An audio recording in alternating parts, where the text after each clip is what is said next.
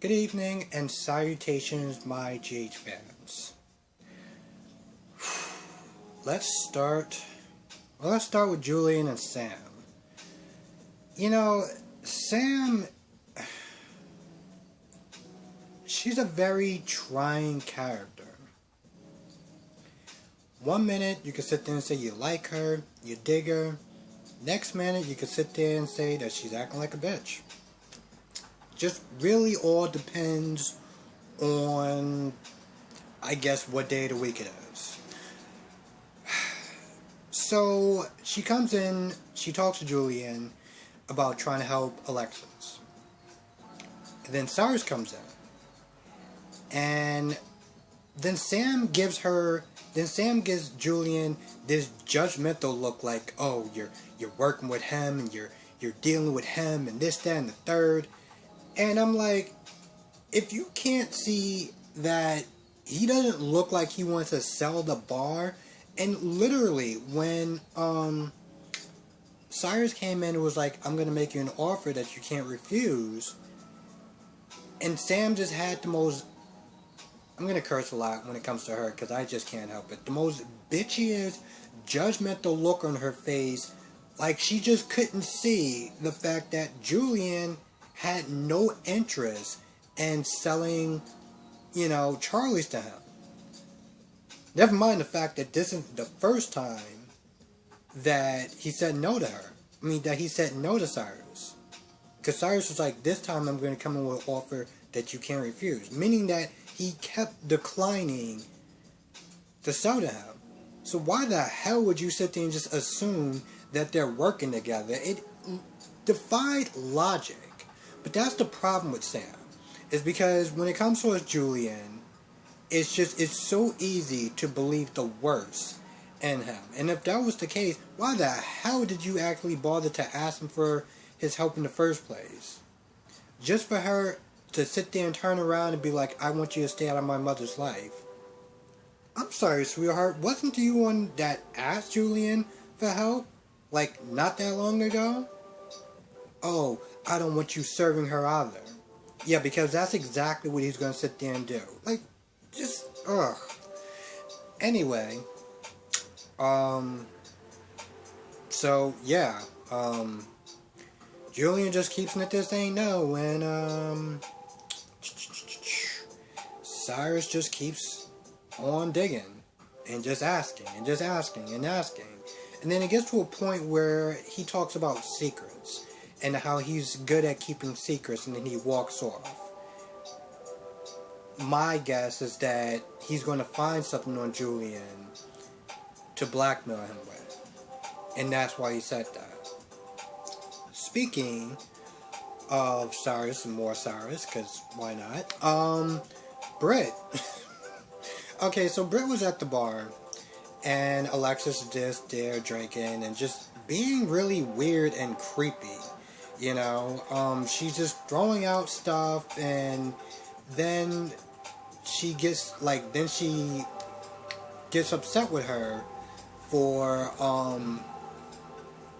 outing, Alexis and, I guess, Neil's relationship to everyone, and she didn't know that it was a secret at the time when she told Julian.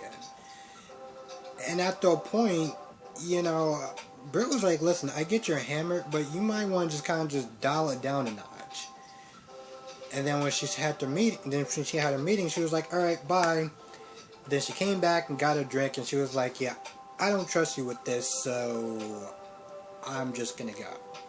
And I'm not gonna lie, I laughed my ass off. It is so good here's the thing.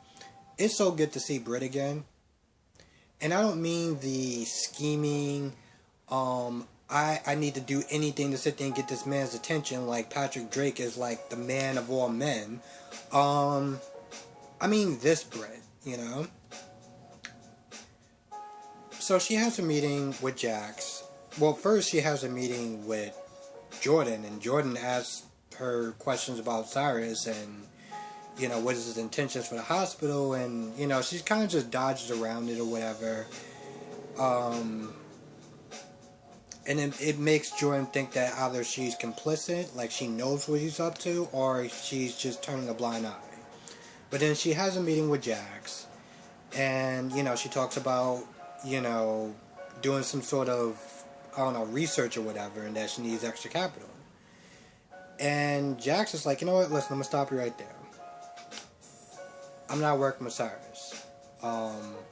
Besides the fact that, you know, he fired Monica and Bobby, two people that, you know, I care about, I'm just not working with a drug dealer, pretty much.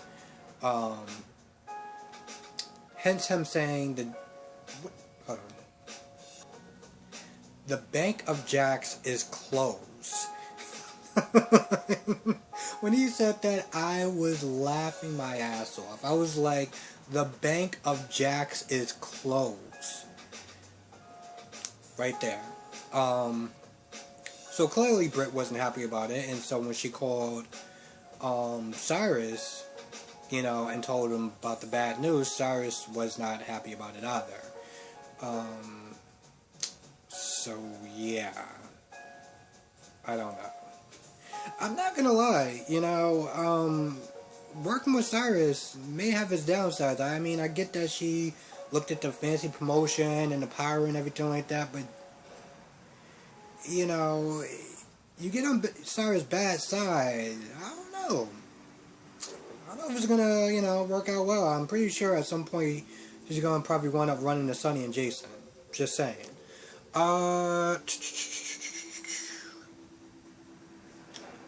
So it's another round of Carly and Nina. And it's funny because somebody said it in the comment section, new subscriber actually, about how, you know, Nina is like,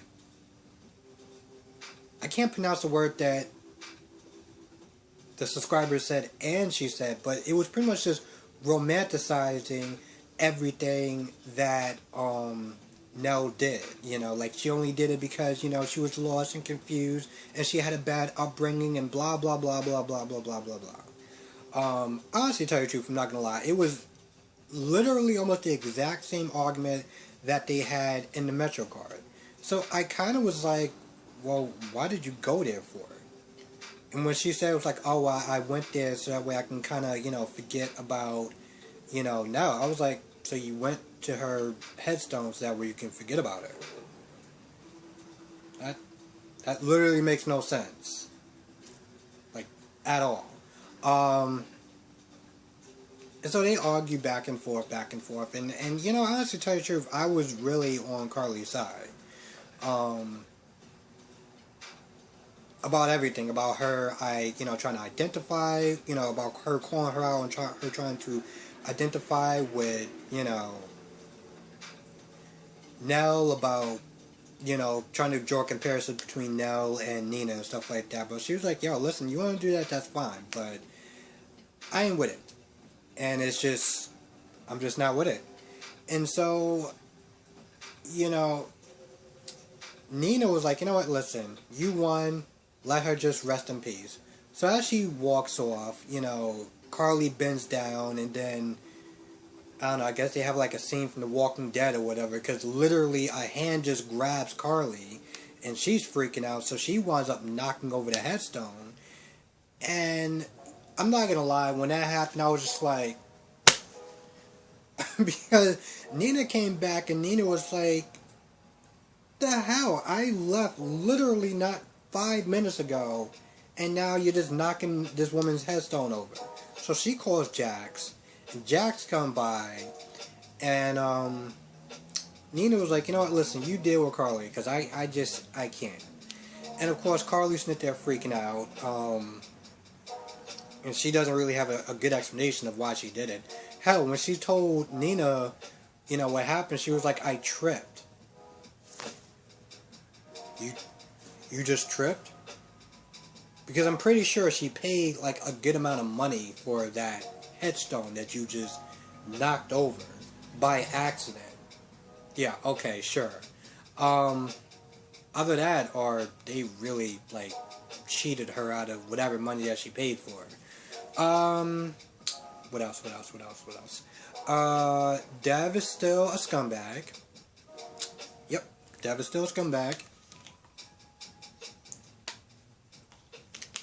You know, he's sitting there talking to Jocelyn, talking about, oh, well, Cam is avoiding you because he's just not that into you, and he doesn't want to make things weird and awkward. And the thing that really, like, irks me is that every time he says things, and Jocelyn looks sad or hurt or whatever about whatever she says, and she's not looking, Dev is just always sitting there just smiling and smirking. And I'm just like, God, you are just a scumbag. Like, if you gotta do all that just to get her, wow. Wow, wow, wow, wow, wow. You know what? No, I can't do that, because one, I can't even imagine going through those lengths to sit there and try to get any woman, you know, scumbag tactics like that, because, well, I honestly tell you, I'm just a good person. Or at the very least, I'm a goddamn better person than him. But you know what? He's a high school person. He's a high schooler, so... Anyway, Cameron and Trina talk. They kiss. And then, you know, she's just like, alright, cool. We could just be friends. Like, literally, she just lays out everything that Cameron's there saying, because she's like, listen, I like you, and Cameron... No, I like you, and Jocelyn likes you. One second. Yeah, because she's like, you know, I like you, but I also want you to be with Jocelyn, and this whole thing is just messed up. Because Cameron literally came clean, and he was like, I like you, but I also like Jocelyn, and I don't know what to do. So I was like, at least we're coming clean about something. Something is actually going right. And you know, honestly, tell you the truth, I'm not going to lie. I sit there and think about that when Cameron actually came clean and was like, you know, I have feelings for you, and I also have feelings for Jocelyn. I was like, you know what, Michael? You might want to kind of just take notes from Cameron, because this dude is like half your age, and yet he is just coming clean about his feelings, and you and Willow are just like tiptoeing to like... Anyway, they kind of just settle on just being friends, and then when Trina leaves, Dev comes over and just pretty much acts like a scumbag, and you know,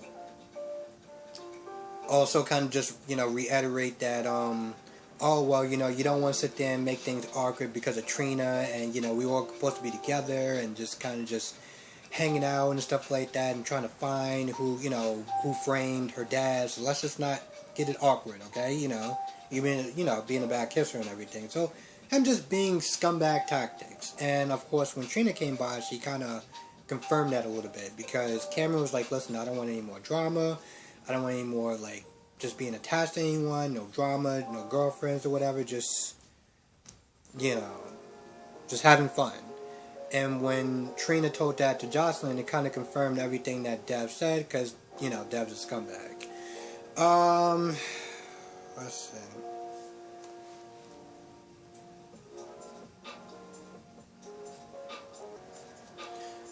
Oh, also, Curtis and Jordan compare notes. So, and Curtis talked to Jax earlier because, you know, at first, Jax approached him like, you know, you're going to be trying to look for so-and-so nurse or whatever. And Curtis was like, you think this is a good idea?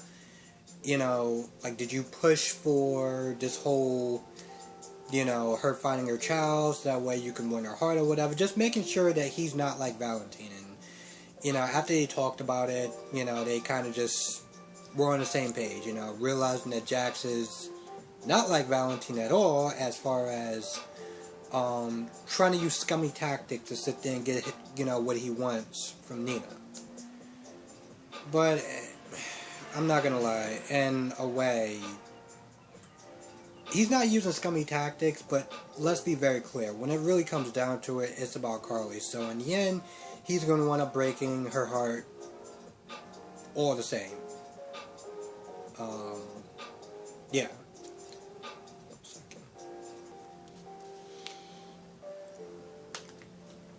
Yeah, he's going to wind up breaking her heart just the same. So even though they, like, you know, kind of gave a good handshake or whatever, and being like, you know, we're both on Nina's side, and we're there for Nina, it's like, yeah, to a certain extent.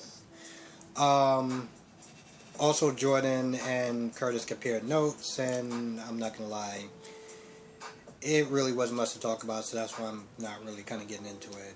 But all in all, I guess it was a somewhat decent episode. Again, I could have did without the whole Disney Channel teeny bopper thing, but you know, whatever. And yeah, that's gonna actually do it. With that being said, if I missed anything, I apologize, but I kind of think I kind of got most of the heart of this episode, or the meat of this episode. So, again, with that being said, I hope everyone is going to have a great weekend. If you're watching this tomorrow, hope you guys, women, men, and whoever else is watching my channel, hope everyone is going to have a great weekend. I'm not going to lie, I didn't remember how to actually close out my videos, so that's why I kind of just stumbled like that. But with that being said, I hope everyone has a great weekend. And you know what?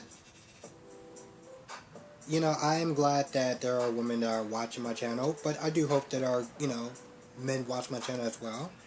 Because I do believe that this soap opera, General Hospital, Young and Restless, all the soap operas, it's not just for women, it's just for people that enjoy great stories with great characters.